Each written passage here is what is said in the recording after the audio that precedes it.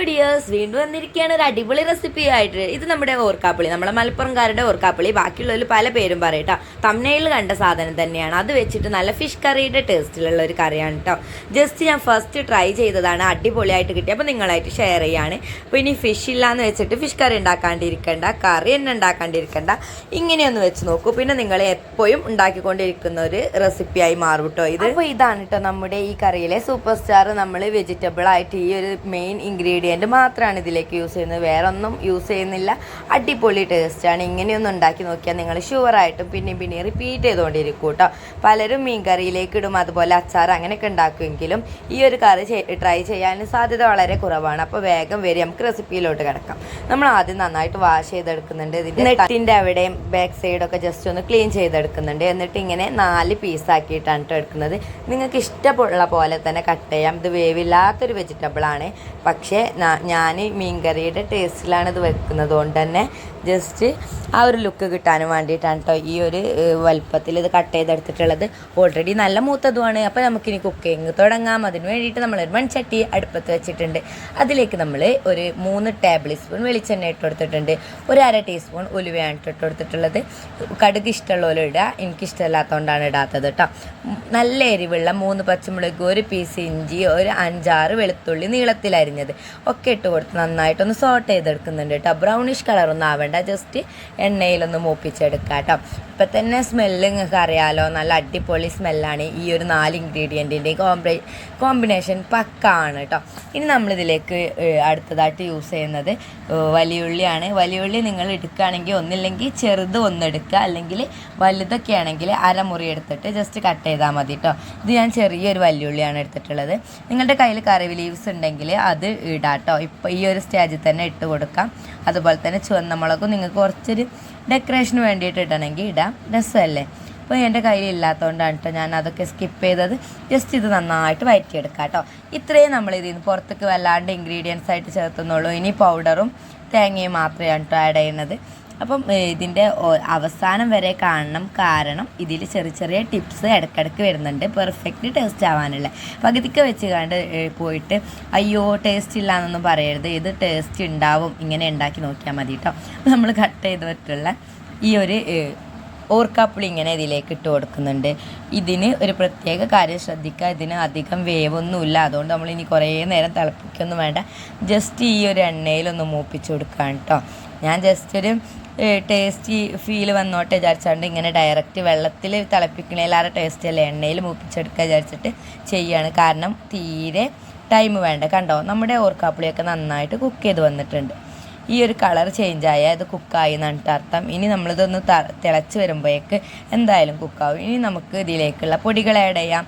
ഒരു 3/4 ടീസ്പൂൺ മുളക് പൊടി, അത്യാവശ്യം എരിവുള്ളതായതുകൊണ്ടാണ് കേട്ടോ. പിന്നെ നമ്മൾ പച്ചമുളക് അത്യാവശ്യം നല്ല എരിവുള്ളത് എടുക്കുക, മുളക് പൊടി കുറച്ച് കുറക്കുക. അത് ഇതിൻ്റെ ടിപ്പാണ് കേട്ടോ. അപ്പോൾ 3/4 ടീസ്പൂൺ മുളക് പൊടി ഇട്ടിട്ടുണ്ട്. ഒരു 1/2 ടീസ്പൂണ് മല്ലിപ്പൊടി ഇട്ട് കൊടുക്കുന്നുണ്ട്. നമ്മൾ കളറിനും നമ്മുടെ ഹെൽത്തിനൊക്കെ വേണ്ടിയിട്ട് ഒരു 3/4 ടീസ്പൂണ് മഞ്ഞൾപ്പൊടി കൂടി ഇട്ട് കൊടുക്കാം കേട്ടോ. ഓരോ പൊടി ഇട്ട് കൊടുക്കുമ്പോൾ നമ്മൾ ജസ്റ്റ് ഇങ്ങനെ നന്നായിട്ട് ഇളക്കിക്കൊണ്ടിരിക്കുക. കാരണം മൺചട്ടിയാണ്, ചൂടേറിയാൽ വേഗം പുകഞ്ഞു പൊന്തും. അപ്പോൾ നമ്മൾ ഇത് ഓൾറെഡി ഒരു വെള്ളത്തിൻ്റെ കണ്ടൻറ്റ് ഉണ്ടാവും ഈ ഒരു ഓർക്കാപ്പുളിയിൽ, അതുകൊണ്ട് പ്രശ്നമില്ല. നമ്മൾ ആവശ്യത്തിന് ഉപ്പ് കൂടി ഇട്ട് കൊടുക്കുന്നുണ്ട്. ഇപ്പം ഇതിലേക്ക് ആവശ്യത്തിന് മാത്രമേ ഇട്ട് കൊടുക്കണുള്ളൂ. ലാസ്റ്റ് നമുക്ക് ടേസ്റ്റ് നോക്കിയിട്ട് വേണമെങ്കിൽ ഇട്ട് കൊടുക്കാം കേട്ടോ. നമ്മളിത് നന്നായിട്ടൊന്ന് മൂപ്പിച്ച് ഈ പൊടികളൊക്കെ മൂത്ത് വന്നിട്ട് ആണ് ബാക്കിയുള്ള സോറി കേട്ടോ, ഞാനിപ്പോൾ തന്നെ ഉപ്പിട്ടത് എനിക്ക് ഓർമ്മയില്ലായിരുന്നു. പ്രശ്നമല്ല, എപ്പിട്ടാലും ബാക്കി വേണമെങ്കിൽ നമുക്ക് ലാസ്റ്റ് ഇടാം കേട്ടോ. എന്നിട്ട് നമ്മളിതിലേക്ക് ആവശ്യത്തിന് വെള്ളം ഒഴിച്ച് കൊടുക്കുകയാണ്. ഇനി ജസ്റ്റ് ഇതൊന്ന് തിളച്ച് വരണം, ഓവറായിട്ട് കുക്കാവൊന്നും വേണ്ട, ഓൾറെഡി കുക്കായിട്ടുണ്ട് കേട്ടോ. ഇനി നമ്മൾ ഇതിലേക്ക് വേണ്ടിയിട്ട് കുറച്ച് തേങ്ങ അരക്കാനായിട്ട് വേണം. നമ്മളൊരു അരമുറി എടുത്തിട്ട് ഫുള്ള് ചിരവിയിട്ടില്ല, ഒരു 1/2 കപ്പോളം തേങ്ങ എടുത്തിട്ടുണ്ട്. നിങ്ങൾക്ക് എത്ര കറി വേണോ അത്ര എടുക്കാം കേട്ടോ. ഇത് ഓൾറെഡി നല്ല പുളി ഉണ്ടാകും, അതുകൊണ്ട് തേങ്ങ കുറച്ച് കൂടുതൽ എടുത്താലും പ്രശ്നമൊന്നുമില്ല. ഒന്നും ചേർക്കാണ്ട് നന്നായിട്ട് അരച്ചെടുക്കുക. ഇത് നല്ലൊരു ടിപ്പാണ് കേട്ടോ. ഒന്നും ചേർക്കാണ്ട് നന്നായിട്ട് അരച്ചെടുക്കുക, പേസ്റ്റ് പോലെ ആയിട്ടുണ്ടാവണം. അതാണ് മെയിനായിട്ടുള്ളൊരു ടിപ്പ് കേട്ടോ. എന്നിട്ട് തിളച്ച് വന്ന നമ്മുടെ ഈ ഒരു കറിയിലോട്ട് നമ്മുടെ അരച്ച് വെച്ച തേങ്ങയും ആവശ്യത്തിന് വെള്ളവും ആഡ് ചെയ്യാൻ കേട്ടോ. ഈ ഒരു സ്റ്റേജിലാണ് നമുക്ക് എത്രയാണോ കറി വേണ്ടത് അത്രയും വെള്ളം ആഡ് ചെയ്ത് കൊടുക്കേണ്ടത്. നമ്മുടെ തേങ്ങ അരച്ചിട്ടുള്ള ജാറ് ജസ്റ്റ് ഒന്ന് ഇങ്ങനെ ക്ലീൻ ചെയ്തിട്ട് പറഞ്ഞാൽ മതി കേട്ടോ. എന്നാൽ അത്യാവശ്യം ആ തേങ്ങയൊന്നും വേസ്റ്റ് ആവില്ല, നമുക്ക് വെള്ളമായി കിട്ടും കേട്ടോ. അപ്പോൾ ഞാൻ അത്യാവശ്യം തിക്കായിട്ടാണ് എടുത്തിട്ടുള്ളത്. ഇപ്പോൾ നിങ്ങൾ കാണുമ്പോൾ ഇത് ലൂസല്ലേ എന്നൊന്നും കരുതണ്ട, കാരണം ഇത് ഇങ്ങനെയൊന്ന് തിക്കായിട്ട് വരും.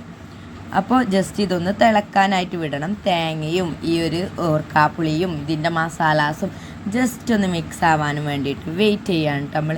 നന്നായിട്ട് തിളപ്പിച്ചെടുക്കുന്നുണ്ട്. അതിലേക്ക് നമ്മൾ അരിഞ്ഞ് വെച്ചിട്ടുള്ള മല്ലിയില ഇട്ട് കൊടുക്കുകയാണ് കേട്ടോ. ഈ മല്ലിയില അതേപോലെ തേങ്ങയുടെ അരവിൻ്റെ പരുവം അതൊക്കെയാണ് ഈ കറിയുടെ ഒരു ടേസ്റ്റ്. ഇനിയും ഉണ്ട് കേട്ടോ ഒരു കുഞ്ഞു ടിപ്പ് കൂടി.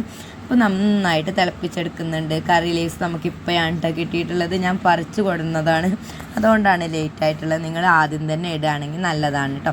അപ്പോൾ നമ്മുടെ കറി ഏകദേശം റെഡി ആയിട്ടുണ്ട്. നല്ല തിള വരുമ്പോൾ തേങ്ങ അരച്ച മീൻ കറിയുടെ സ്മെല്ലാണ് കേട്ടോ വരുന്നത്. അപ്പോൾ നമ്മുടെ സെറ്റ് കറി റെഡി ആയിട്ടുണ്ട്. അവസാനത്തെ ടിപ്പായിട്ടുള്ള ഒരു ഉലുവാപ്പൊടി ഇട്ട് കൊടുക്കാനുള്ള ടൈമാണ് കേട്ടോ ഇത്. ഇതൊരു പിഞ്ച് മതി. പക്ഷേ നമ്മൾ വറുത്ത ഉലുവാപ്പൊടിയല്ല, ഓൾറെഡി ജസ്റ്റ് ഒന്ന് ചൂടാക്കിയിട്ട് പൊടിച്ചിട്ടുള്ള ഉലുവാപ്പൊടിയാണ് കേട്ടോ ഇട്ട് കൊടുക്കേണ്ടത്. ജസ്റ്റ് അത് കൂടി ഇട്ട് കൊടുത്ത് ഒന്ന് മിക്സ് ചെയ്താൽ നമ്മുടെ അടിപൊളി ഓർക്കാപ്പുളി കറി റെഡി ആയിട്ടില്ലേ. നല്ല രസമുണ്ട് സംഭവം പറഞ്ഞപ്പോൾ. അങ്ങനെയല്ല, അത് അടിപൊളി തന്നെയാണ്. നിങ്ങൾ ഉണ്ടാക്കി നോക്കിയിട്ട് രസമില്ലെങ്കിൽ നമ്മളെ വന്നിട്ട് തെറി പറഞ്ഞോളൂ കേട്ടോ. പിന്നെന്താണെന്ന് വെച്ചാൽ നമുക്ക് അധികം ചിലവൊന്നുമില്ല. ഒരു തേങ്ങയും ഒരു ഇത്തിരി വല്യുള്ളിയും ഇഞ്ചിയും വെളുത്തുള്ളിയും മാത്രം പോരെ. ഓർക്കാപ്പുളി വീട്ടിലോ അല്ലെങ്കിൽ അയൽപക്കത്തോ ഉണ്ടെങ്കിൽ വെറുതെ കിട്ടുന്ന സാധനമല്ലേ. അപ്പോൾ എന്തായാലും ഉണ്ടാക്കി നോക്കിയിട്ടുള്ള നിങ്ങളുടെ അഭിപ്രായങ്ങൾ കമൻറ്റ് ബോക്സിൽ രേഖപ്പെടുത്തുക. ഇഷ്ടപ്പെട്ടാൽ ലൈക്ക് ചെയ്യുക, ഇഷ്ടപ്പെട്ടില്ലെങ്കിൽ ഡിസ്ലൈക്ക് ചെയ്യുക. ചാനൽ സബ്സ്ക്രൈബ് ചെയ്യാത്തവർ പ്ലീസ് ഒന്ന് സബ്സ്ക്രൈബ് ചെയ്യുക. നമുക്ക് എക്സാമൊക്കെ വരുന്നത്, അതുകൊണ്ട് ഞാൻ വീഡിയോസ് ഇടണ്ടെന്ന് കരുതും. പക്ഷേ വീഡിയോസ് ഇങ്ങനെ നിങ്ങൾ ആരെങ്കിലും വെയിറ്റ് ചെയ്യുന്നുണ്ടെങ്കിലോ വിചാരിച്ചിട്ട് വിടുന്നതാണ് കേട്ടോ. അപ്പോൾ എല്ലാവർക്കും താങ്ക്സ്, ഇതുവരെ കൂടെ നിന്നവർക്ക് എല്ലാവർക്കും കേട്ടോ. അപ്പോൾ അടിപൊളി മറ്റൊരു വീഡിയോ ആയിട്ട് വീണ്ടും കാണാം. ബൈ.